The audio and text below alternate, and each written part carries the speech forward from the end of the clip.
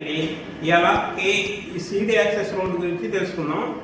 ఈ CD access road రాజధానిలో main part అన్నమాట. సీడీ యాక్సెస్ రోడ్డు అనేది ఎక్కడి నుంచి ఎక్కడ మొదలవుతుంది ఏంటంటే వివరాలు చెప్తాం.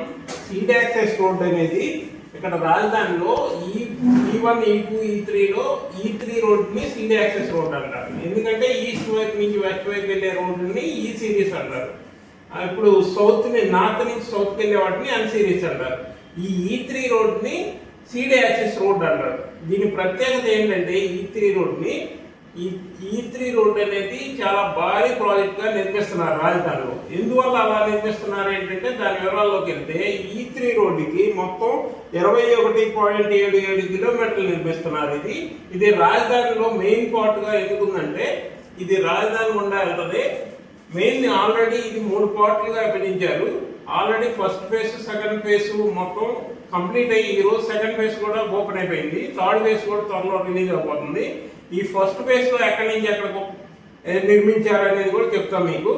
ఈ సీడీ యాక్సెస్ రోడ్ వచ్చేసి ఇక్కడ రాయపూడి తర్వాత దొండపాడులో స్టార్ట్ అవుతుందండి. దొండపాడు నుంచి రాయపూడి మీదుగా ఇటు రాయపాలెం, ఇటువైపు నుంచి వెంకటపాలెం మీదుగా వస్తుంది అనమాట. వెంకటపాలెం దాటాక ఇటు వచ్చేసి ఉండవల్లి దాటి తాడేపల్లి వరకు ఇక్కడ వచ్చేసి మణిపాల్ హాస్పిటల్ దగ్గర ఎక్కేసిద్ది అనమాట. ఇది మొత్తం సీడీ యాక్సెస్ రోడ్డే. అయితే ఇప్పుడు ఫేజ్ 1, ఫేజ్ 2 ఎక్కడ దాకంటే ఈ ఫేజ్ 1 వచ్చేసి ఆల్రెడీ ఇంతకుముందు ఫేజ్ 1 ఇక్కడ ఏంటంటే మధ్య సత్యనారాయణ రాజు ఆశ్రమం ఉంటుంది. ఇది న్యాచురల్ అక్కడ వరకు కంప్లీట్ అయింది. దాని తర్వాత సెకండ్ ఫేజ్ లో కొన్ని ప్రాబ్లమ్స్ వచ్చి కొన్నాళ్ళు ఆగిపోయింది. ఇప్పుడు వచ్చేసి ఇక్కడ ఉండవల్లి దగ్గర స్టీల్ బ్రిడ్జ్ ఒకటి నిర్మించారు. ఇది వచ్చేసి పాత హైవే అనమాట. ఇది NH16 పాత హైవే, విజయవాడ మంగళగిరి హైవే, పాత హైవే. ఈ హైవే పక్కన బక్కింగ్హామ్ కెనాల్ ఉంటుంది. ఇది కృష్ణా నది కెనాల్ ఉంటుంది. ఆ కెనాల్ మీద వచ్చేసి స్టీల్ బ్రిడ్జ్ ఒకటి నిర్మించారు 4 లైన్స్ లో. దీని తర్వాత కొండవీటి వాగు ఉంటుంది. ఇదంతా బ్రిడ్జ్ అయిపోయి ఈ వెంకటపాలెం నుంచి కూడా ఇటువైపు అంతా కన్స్ట్రక్షన్ అయిపోయి ఈ రోజు సెకండ్ ఫేజ్ వరకు ఓపెన్ అయింది. అంటే పాత NH16 ఉంది కదా, విజయవాడ నుంచి మంగళగిరి వెళ్ళే హైవే, అక్కడ వరకు ఓపెన్ అయింది అనమాట. ఇది మెయిన్ కనెక్టివిటీ చూడండి. రాజధానిలోకి యాక్సెస్ అవ్వడానికి చాలా ఇంపార్టెంట్ అయిన రోడ్. ఎందుకంటే ఇటు నుంచి వెళ్తే ఇక్కడ మెయిన్ మినిస్టర్స్ బంగ్లాస్ కానీ, హైకోర్టు, సెక్రటరియట్ అన్నీ ఈ రోడ్ నుంచి వెళ్ళిపోవచ్చు. ఇంకోటి ఏంటంటే N1 నుంచి N17 వరకు రోడ్స్ అన్ని కనెక్ట్ చేస్తుంది. అన్ని రోడ్లని కవర్ చేసుకుంది ఈ రోడ్డు. అందువల్ల ఈ రోడ్డుకి అంత ప్రాధాన్యం ఏర్పడింది అన్నమాట.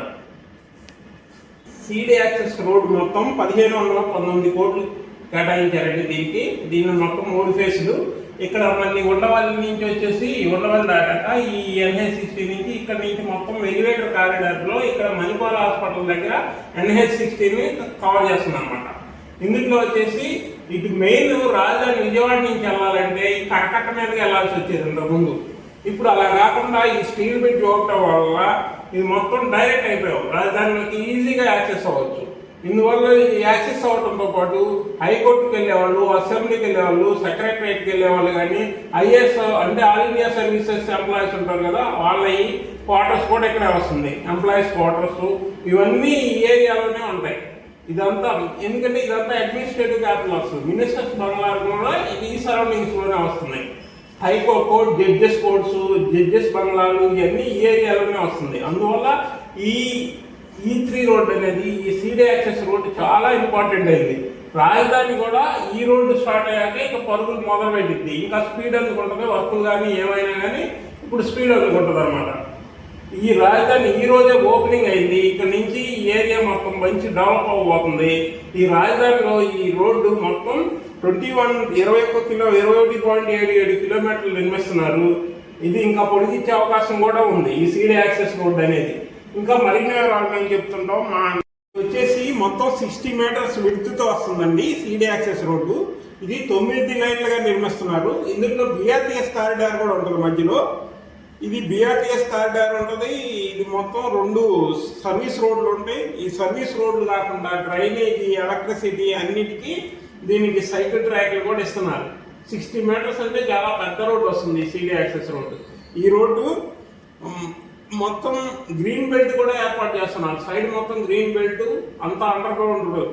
ఏంటంటే రాజధానిలో ఒక్క పోల్ కూడా కనిపించదు, ఎందుకంటే కరెంట్ పవర్ కూడా అండర్ గ్రౌండ్ లో నుంచే వస్తుంది. పవర్ కానీ ఏమి ఒక్క పిల్లర్ కూడా ఎక్కడా కనిపించడానికి లేదు, ఏం పోల్స్ చేయరు అనమాట.